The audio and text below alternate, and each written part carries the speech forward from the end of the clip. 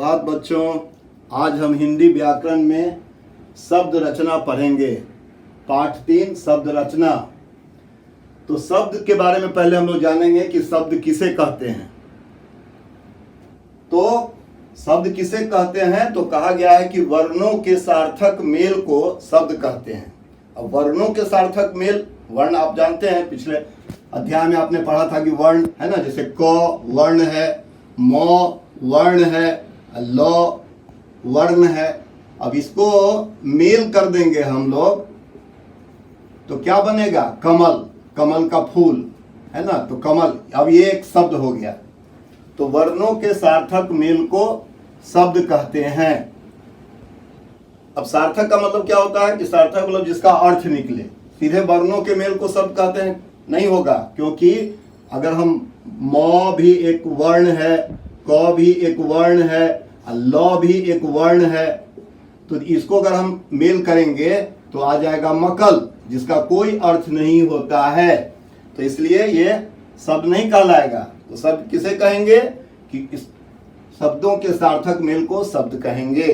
कमल का एक अर्थ निकलता है, इसलिए ये शब्द कहलाएगा, ये शब्द नहीं कहलाएगा।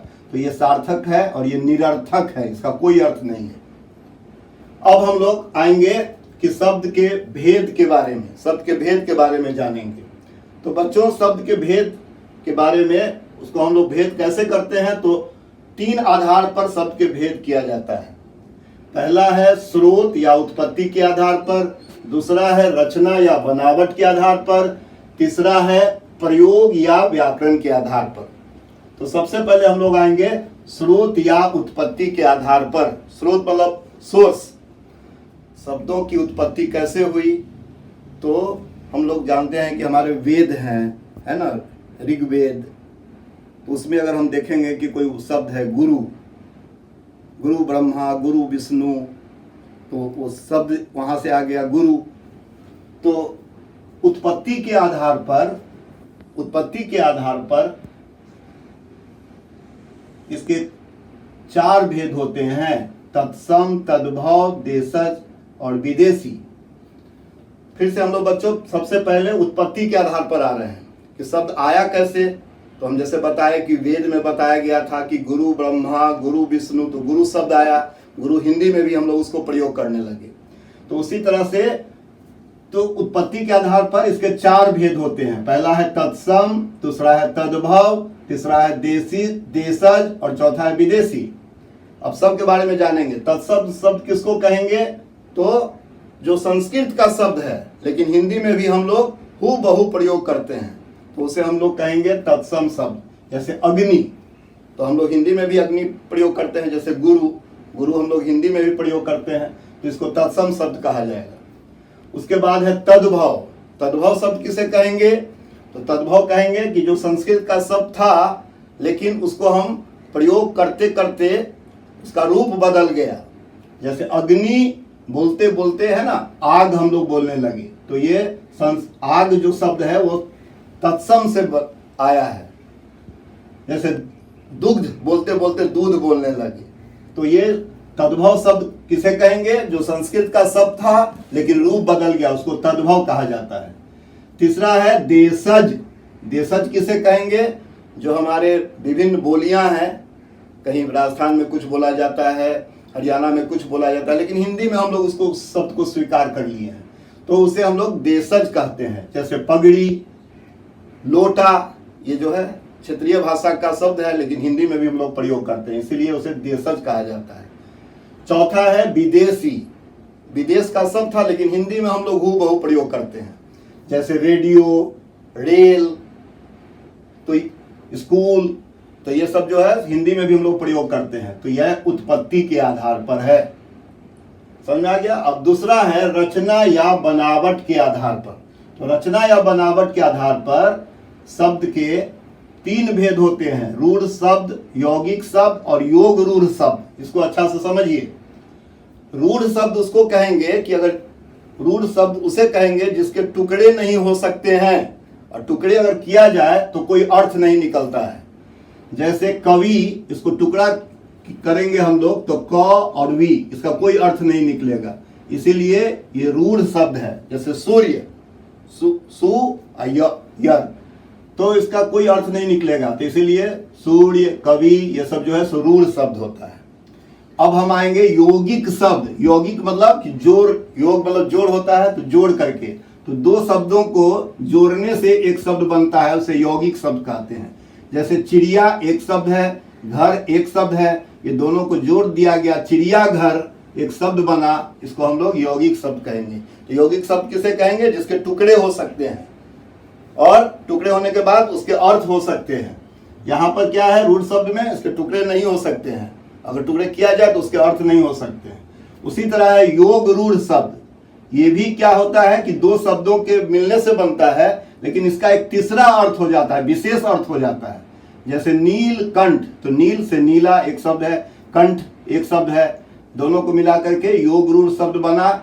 लेकिन नीला कंठ नहीं होकर के इसका तीसरा अर्थ हो गया, शंकर भगवान को हम लोग नीलकंठ कहते हैं।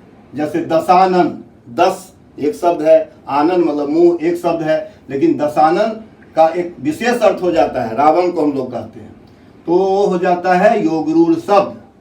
अब तीसरा है प्रयोग या व्याकरण के आधार पर।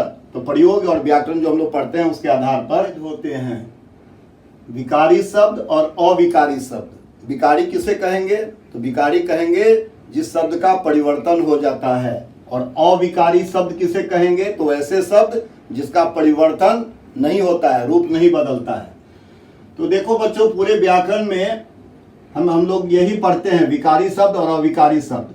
तो विकारी शब्द चार होते हैं, संज्ञा, सर्वनाम, विशेषण, क्रिया। तो इस विकारी शब्द इसको क्यों कहेंगे? क्योंकि ये लिंग, वचन और काल के अनुसार इसका रूप बदल जाता है।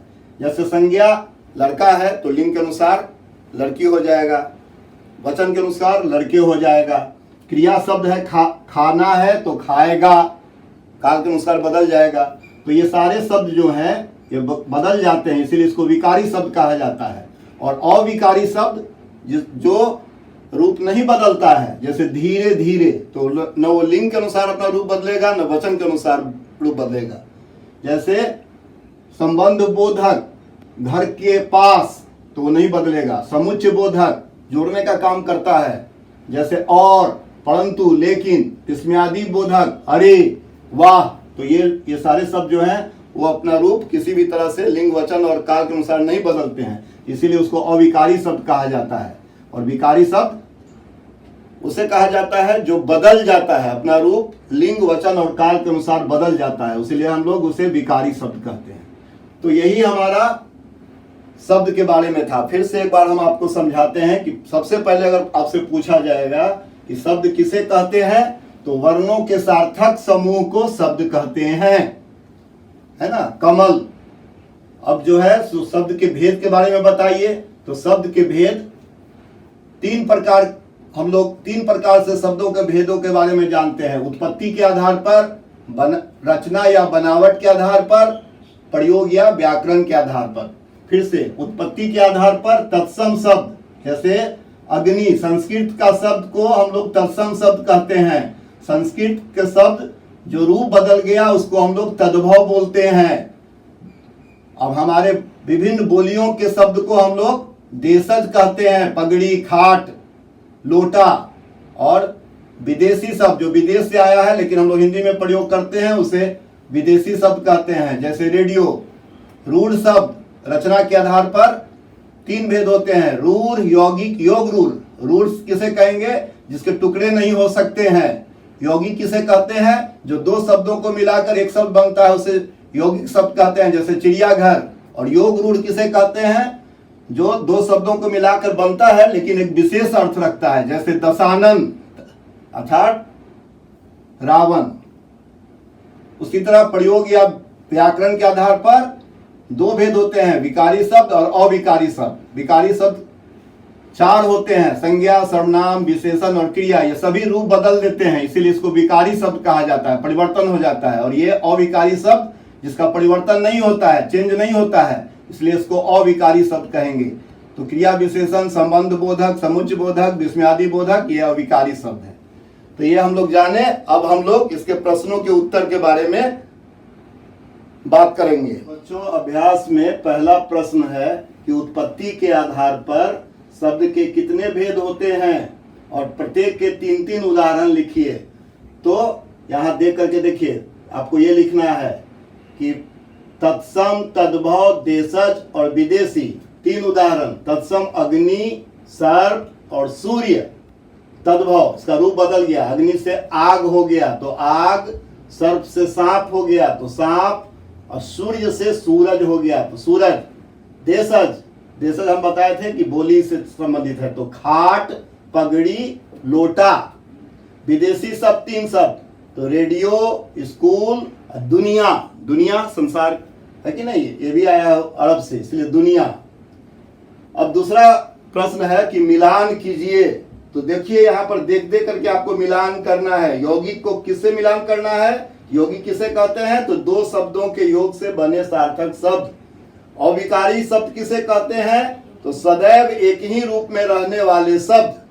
योग रूढ़ शब्द किसे कहते हैं? तो विशेष अर्थ वाले शब्द। मिलान करना है। विकारी शब्द किसे कहते हैं? तो जिनके रूप लिंग, वचन, काल आदि के कारण बदलते हैं।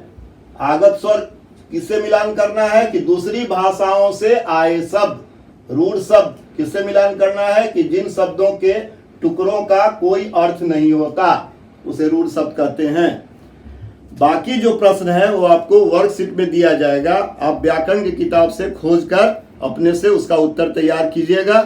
नहीं आएगा तो फिर हम आपको उसका आंसर भेजेंगे। धन्यवाद।